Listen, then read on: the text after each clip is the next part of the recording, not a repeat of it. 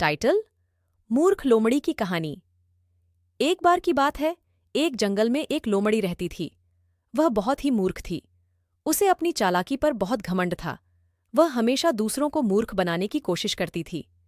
एक दिन लोमड़ी जंगल में घूम रही थी कि उसे एक बूढ़ा कछुआ दिखाई दिया।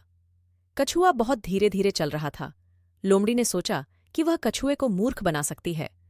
लोमड़ी ने कछुए से कहा, कछुआ, तुम बहुत धीरे धीरे चल रहे हो, मैं तुम्हें एक दौड़ में हरा सकती हूं। कछुआ जानता था कि लोमड़ी बहुत चालाक है, लेकिन वह उसे मूर्ख बनाना चाहता था। इसलिए कछुआ ने दौड़ के लिए हाँ कह दिया। दौड़ शुरू हुई।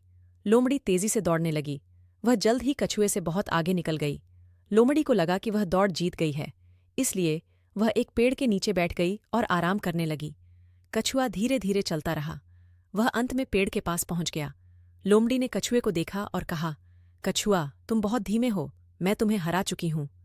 कछुए ने कहा, लोमड़ी, तुम अभी तक दौड़ नहीं जीती हो। दौड़ का अंत उस जगह पर है जहां हमने शुरुआत की थी। लोमड़ी चौंक गई।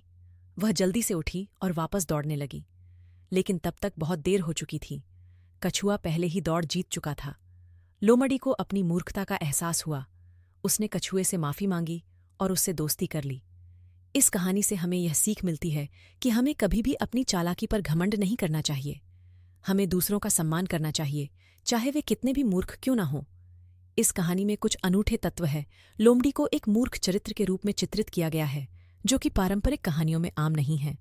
कहानी में एक अप्रत्याशित मोड़ है जब कछुआ दौड़ जीत जाता है।